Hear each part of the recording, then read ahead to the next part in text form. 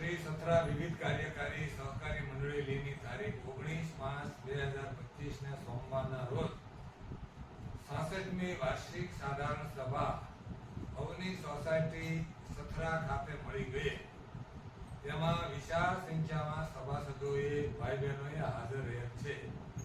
મંડળીનો વાર્ષિક હિસાબોનું વાંચન મંડળીના ઉપપ્રમુખ શ્રી ગંજીભાઈ જાનીએ કરતા જણાવેલ કે આપણી મંડળીએ 10 લાખ રૂપિયાનો ચોખ્ખો નફો કરતા દરેક સભાસદોને 12% લેખે ડિવિડન્ડની જાહેરાત કરવામાં આવેલ, જે સભાસદોએ તાળીઓના ગડગડાટથી વધાવી. આ પ્રસંગે બેંકના ભાવનગર ડિસ્ટ્રિક્ટ કોઓપરેટિવ બેંકના chairman Shri Rasikbhai Bhingradiya, vice chairman Shri Kesibhai Dhandhaliya, director Shri Bhavnaben Jadeja અને આપણી બેંકના બ્રાન્ચ મેનેજર શ્રી ભટ્ટભાઈ આ પ્રસંગે ખાસ ઉપસ્થિત રહીને માર્ગદર્શન પૂરું પાડે. સભા પૂર્ણ થતા સૌ સભાસદોએ સ્વરૂચિ ભોજન લઈ છૂટા પડ્યા.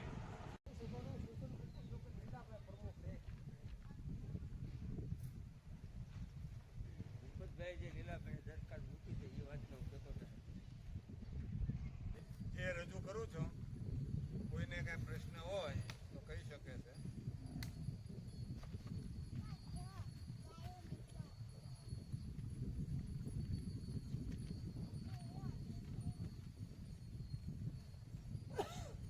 સૌ પ્રથમ આપણી મંડળીએ 2024-25 ની અંદર કેટલી આવક થઈ છે, આવક હું વાંચું છું. વ્યાજ આવક આપણું 51,18,230 રૂપિયા. રોકાણ પરનું ડિવિડન્ડ 9%, એટલે કે જેમ સભાસદ પાસેથી શેર લઈએ એમ મંડળી પાસેથી બેંક શેર લે. આપણા 14 લાખના શેર છે બેંકની અંદર, એનું આપણે 9% લેખે 1,08,000 રૂપિયા આપણી મંડળીને ડિવિડન્ડ આપેલ છે. દાખલ ફી 1400 રૂપિયા આવેલ છે. 100 રૂપિયા જે પ્રવેશ ફી લઈ છે એમાં 14 જણા દાખલ થયેલા છે, એનો અર્થ એવો થાય. નોંધ્યુંનો જે આવક લઈએ છીએ, નોંધ્યુંનો દાખલો એના 2,800 રૂપિયા આવક થયેલી છે. રેશન વિભાગનો નફો જે છે 12,549. ટપાલ અને ટેલિફોનનો ખર્ચ 300 રૂપિયા. સબ સ્ટાન્ડર્ડ એસેટ સામે જોગવાઈનો ખર્ચ 55,375 રૂપિયા. લોન ઉપર મુદત વિધિ વ્યાજ માટેની જોગવાઈનો ખર્ચ 1,04,596 રૂપિયા. આ રીતે 54,04,750 રૂપિયાની કુલ આવક થઈ. હવે એમાં ખર્ચો કેવો થયો છે એ વાંચું.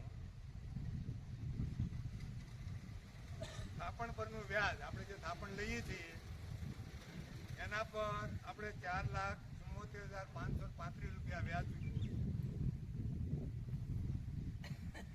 જિલ્લા બેંકમાં મેળવેલ કરજ, જે આપણે બેંક પાસેલી કેસીસી, સ્માર્ટ કાર્ડ, કિસાન મિત્ર જે કરજ લઈએ છીએ એનું આપણે બેંકને 29,44,533 રૂપિયા એને વ્યાજ ચૂકવ્યું છે.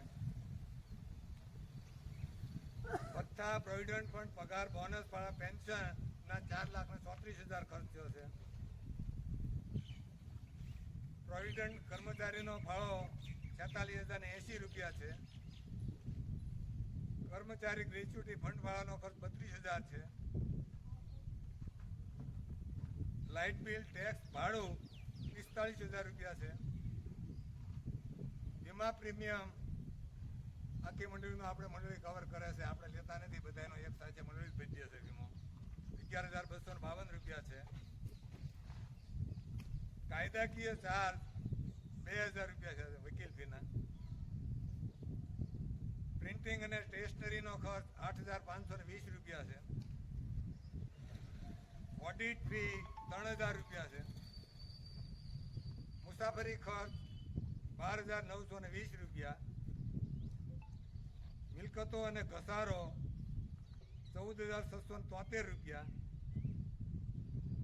અન્ય ખર્ચાઓ 38,235 રૂપિયા. અન્ય ખર્ચમાં એટલે આપણે દાખલા તરીકે આ ભોજનનો કે આ વખતનો હોય, આ વખતે કરી આવતા વખતે આવે છે, એમાં બીજા જે ખર્ચા છે એ બધા. કોમ્પ્યુટર અને સોફ્ટવેર ખર્ચ 7,100 અને ઇન્કમ ટેક્સનો ખર્ચ જો છે 2,89,310. વર્ષનો ચોખ્ખો નફો જે છે એ 10,42,592 રૂપિયા કુલ આપણી મંડળીનો નફો થયો. 10,42,592. 54 લાખની આપણી આવક હતી અને એની સામે 54 લાખ આ રીતે આપણે ડેબિટ કરી છે, ઉધાર કરી છે. જે 10,42,000નો ખર્ચો નફો થયો છે એની ઉપર કમિટીએ 12% દરેક સભાસદને શેર ઉપર ડિવિડન્ડ ફાળવવાનો સૂચના આપી છે. એટલે 12% લેખે તમારા દરેક સભાસદના જે શેર છે 31/3/23ની સ્થિતિએ એ 12% લેખે ડિવિડન્ડ તમારા ખાતામાં 15 દિવસની અંદર એમ જમા કરાવી દઈશું. હવે આપણે વિજયભાઈ એક વસ્તુ ભૂલી ગયા કે ભાઈ આપણે વગર વ્યાજના જે ધિરાણો આપીએ છીએ એની અંદર એક વધારે ધિરાણનો શરૂઆત કરવાની છે આપણી મંડળી મારફત કે જે ખેડૂતો પશુપાલનનો ખેતીની સાથે સાથે વ્યવસાય કરે કે જે માલઢોર રાખે છે અને ડેરીમાં નિયમિત રૂપે દૂધ ભરે છે એના માટે હાલ પ્રથમ વર્ષે આપણે 50,000 40,000થી 50,000 સુધીનું વગર વ્યાજ ધિરાણ થઈ શરૂ કરવાનું છે અને ટૂંક સમયમાં આપણે શરૂ થશે. તો નાના ખેડૂત છે એને એમાં વધારે આપણને લાભ મળશે કે જેને જમીન ઓછી હોય એટલે આપણી મર્યાદા મુજબ માની લો કે 1 હેક્ટર જમીન હોય તો 1,10,000 મળતા હોય, વધારાના તમને અને 2 ભેંસ કે 2 ગાય તમે રાખતા હોય તો વધારાના 40,000થી 50,000 રૂપિયા તમને વગર વ્યાજે મળે. અને એનો ફાયદો એ છે કે આની જેમ પાક ધિરાણ જેવું છે કે વર્ષે એકવાર ભરવાનું બીજા દિવસે તમને પરત મળી જાય.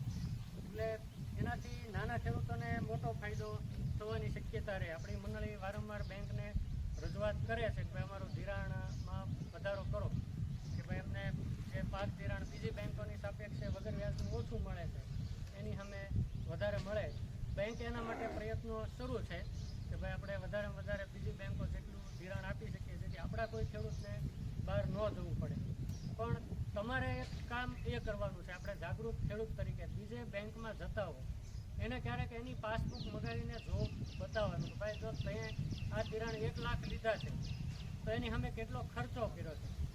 મંડળી તમને 1 લાખ રૂપિયા આપે, 2 લાખ રૂપિયા આપે, 3 લાખ રૂપિયા આપે તો તમારે ખાલી 7, 12, 8, 10 રૂપિયાની 20 રૂપિયાની પ્રિન્ટ કઢાવીને આપવાની છે, બીજી કોઈ કાર્યવાહી કરવાની હોતી નથી.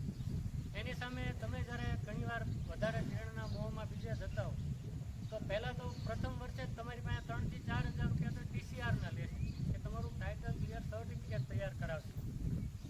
પછી બીજું તમને એ તારીખ નથી કહેતા મોટે ભાગે કે તમે ધિરાણ ક્યારે ઉપાડ્યું છે. તો મોટાભાગના ખેડૂતો અમે ઘણીવાર અમારી પાસે હિસાબ કરવા આવતા હોય છે તો મોટાભાગના ખેડૂતોને તારીખ વહી ગઈ હોય એટલે 3% આવે, 4% પાછું જ ન આવે, વ્યાજ સાહેબ પાછી જ નથી આવતી મોટાભાગના ખેડૂતો. અમે જે પાસબુકો જોઈએ ને 50% એવા નીકળે કે 60% વ્યાજ સાહેબ પરત નથી આવતું. એની સામે આપણે દર 6 મહિના પછી તરત વ્યાજ સાહેબ પરત આપતા હોય છે. એટલે આપણા ખેડૂતો વાસ્તવિક આપણી ખેડૂત સંખ્યા સભાસદ સંખ્યા 412 એની સામે ધિરાણ લેતા સભ્યો આપણા 250 છે. તો હજી જે 12 જે સભ્યો છે એને સમજાવીને આપણે મંડળીમાં લાવો, કારણ કે સરકારે હવે સહકારથી સમૃદ્ધિ આપણું આ 2025 વર્ષ જે છે એને સહકારિતા વર્ષ જાહેર કર્યું છે કે સહકારથી જ સમૃદ્ધિ લાવવી. એટલે મોટાભાગની સહાયો જે છે ખેડૂતોને જે કંઈ સહાય મળે છે બહારથી કોઈ પણ પ્રકારની એ દરેક સહાયો ધીરે ધીરે આપણે મંડળી મારફત શરૂ કરવાની છે સરકાર. કે તમને ગામની અંદર અત્યારે સથળા દૂધ મંડળી છે તો એની અંદર આપણે ATM આપી દીધું છે, જેણે શરૂ નથી કર્યું પ્રોસેસ છે. એટલે તમારે બેંક સુધી બેંક પરિવારે બંધ હશે તોય તમને પૈસા ઉભા મળી જશે જે કાંઈ સગવડતા. એમાં સરકારનું એક વિઝન છે કે દરેક ખેડૂત છે એ મંડળી મારફત આર્થિક સદ્ધરતા મેળવે. ખાતામાં ખેડૂત રકમ પેમેન્ટ થઈ દર 10 મિનિટે જમા કરે છે એટલે આપણે કોઈ પ્રશ્ન નહીં રહે. ટૂંકમાં વિશે કહેવાનું એટલી વસ્તુ છે હવે સરકાર એવું આયોજન એવી દિશા લીધી છે. વચ્ચે સરકારે એવું કર્યું હતું ભાઈ સહકારી ક્ષેત્રને ભાંગી નાખો કે ભાઈ સહકારી ક્ષેત્ર છે એ બિન પ્રતિનિધિ નબળું પડતું જતું. પણ અત્યારે આપણે મોદી સાહેબે અને અમિતભાઈએ સહકાર મંત્રાલય આપણું અલગથી ઊભું કરી દીધું. આપણી તાલુકાની શિક્ષક સરાફી મંડળીના મંત્રી ને પહેલા જે પ્રમુખ રહી ચૂક્યા એવા ભાઈ દલપતભાઈ, આપણા મેનેજર ભટ્ટભાઈ, આપણો સ્ટાફ પણ બંને બ્રાન્ચનો છે અને આપ સૌ ખેડૂતો, વડીલો, સભાસદો અને મેં બહેનોના થોડાક મોઢા જોયા. નહીંતર અમારે ગઈકાલે જ અમિતભાઈ શાહ આવ્યા હતા અને અમદાવાદમાં મહાસહકારિતા સંમેલન હતું, ગુજરાત રાજ્ય સહકારી સંઘ. એમાં મારા ફાધર ડાયરેક્ટર હતા, જે આપણો જિલ્લા સહકારી સંઘ છે. એટલે એની રૂએ અત્યારે હું ડાયરેક્ટર છું એટલે ત્યાં ગઈ હતી. પણ જે બોલે એમ બોલે કે આવેલ સભાસદો, ભાઈઓ, વડીલો, બહેનો એમ કોઈ બોલે જ નહીં. એટલે હું આ કાંઈ એમ નથી કહેતી કાલ અમે ક્યાં ગયા હતા એમ. પછી અમિતભાઈ શાહ બોલ્યા ને ત્યારે એ બોલ્યા કે આવેલા મંડળીના વિવિધ જિલ્લાના, આખા રાજ્યના સભાસદો, વિવિધ મંડળીના આગેવાનો, પ્રતિનિધિઓ, પ્રમુખો અને બહેનો એમ બોલ્યા. બીજા કોઈ એમ ન બોલ્યા. કારણ અમે અમુક તો પહેલી બીજી લાઈનમાં જ બેઠા હતા. એટલે ટૂંકમાં સહકારીમાં હજી બહેનોની સંખ્યા ઓછી છે, પણ અહીંયા પણ બહેનો દેખાણો. એટલે એક તો એનો આનંદ અને હર્ષ વ્યક્ત કરું છું. લગભગ દર વખતે મને એવો મોકો મળે જ છે કે આ જે દિવસે તમારી સાધારણ સભા હોય ત્યારે કામ પપાડાવો કાં મણારો. એટલે વેલજીભાઈને મેં કીધું કે લગભગ તો હું આવીશ. તો જેમ ભટ્ટભાઈએ વાત કરી એમ તમે બધા સમજદાર છો. આ મંડળી પહેલેથી જાગૃત છે, આના સભાસદો પહેલેથી જાગૃત છે. કોઈ ગામની મંડળી સાધારણ સભા આવી સરસ રીતે મોટા પાયે થતી જ નથી. કારણ કે આવીને સહીઓ કરી જાય, જતા રહે અને નોટિસ કોઈ જોઈ ન હોય, એજન્ડે જોયા ન હોય, મંત્રી પ્રમુખ જે કરતા હોય એની ઉપર સૌને વિશ્વાસ હોય. આજ સુધી એવું ચાલ્યું. મારા ફાધર ચેરમેન હતા ત્યારે હું જોતી કે આખો સહકારીનો એક યુગ હતો. એ ચેરમેન હતા એટલે નહીં, પણ ઉપર પણ એવા આગેવાનો હતા, સરકારની પણ નીતિ એવી હતી, નીચે પણ વહીવટ એવા હતા. અને જિલ્લાના એક પ્રમુખ બેંકના એનો પણ વહીવટ એવો હતો કે ગામે ગામ મંડળીઓ દેવામાંથી નીકળી જતી, ખેડૂતોના પોતાના ઘરના દેવા ચૂકવાઈ જતા. એટલી બધી મંડળીઓ થતી. બેંક પોતે સતત પટ્ટાવાળાઓને અને ડ્રાઈવરોને પણ બધે પગાર બોનસમાં મળતો. આવો એક સહકારીનો યુગ મેં જોયો. અને હવે હું પાછું આ 3-4 વર્ષથી જોઈ રહ્યું છું કે એવો જ યુગ આવી રહ્યો છે. કારણ કે ખેડૂતને કેન્દ્રમાં રાખીને જ બધા નિર્ણયો લેવાઈ રહ્યા. હમણાં વેલજીભાઈ આવ્યા હતા એ જ દિવસે અમારા બોર્ડમાં ચર્ચા થતી હતી કે જે 3 લાખનું ધિરાણ છે 2નું છે અને 5 પહોંચાડવું. તો એનો પરિપત્ર થયો છે, પણ બેંક અમલ કરતા બીવે છે. કારણ કે આપણી બેંક છે એ હજી એટલો બધો નફો કરે પણ એટલી બધી મૂડી નથી. કારણ કે છેલ્લો જે 13 વર્ષનો વહીવટ હતો એમાં 96 કરોડની ખાધ પડેલી હતી. કોડ આવ્યું ઉપર રાજ્ય સરકાર, કેન્દ્ર સરકારને પણ સહકારિતામાં વધુ ને વધુ અમલ કરાવવાની જે વૃત્તિ જાગી છે ને એના લીધે અત્યારે મંડળી દ્વારા ખેડૂતો સુધી બધા જ લાભો પહોંચી રહ્યા છે.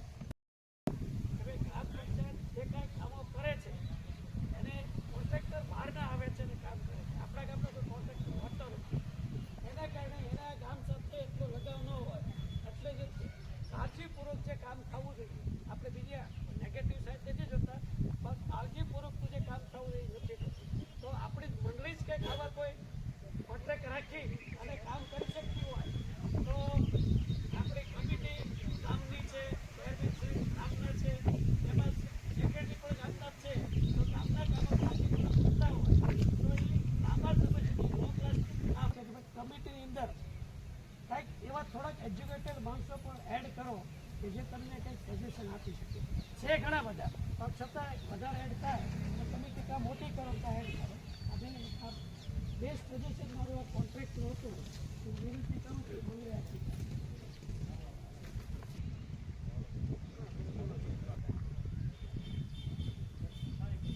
હવે એની અંદર એ જે 6ની અંદર સ્થાપના થઈ, નાનુભાઈ વાઘાણી એ વખતે ચેરમેન હતા અને હું તો 2000થી આમાં છું જ કે ચેરમેનો ડાયરેક્ટર બધા રજૂઆત કરી કે એમણે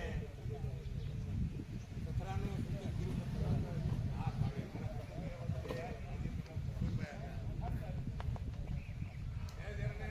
સૂચન કરેલું ગામની અંદર એક બેંક થાય તો ગામ લોકોના સભાસદોને ફાયદો થાય અને બેંકને પણ ફાયદો થશે. ગામ એજ્યુકેટેડ ગામ છે, ઘણા બધા નોકરિયાતો છે. એટલે ગામની અંદર એને તરત હા પાડી 50 લાખ રૂપિયાનો ડિપોઝિટનો ટાર્ગેટ મૂકેલો એ મને આજે યાદ છે કે 50 લાખ રૂપિયા કરી દો.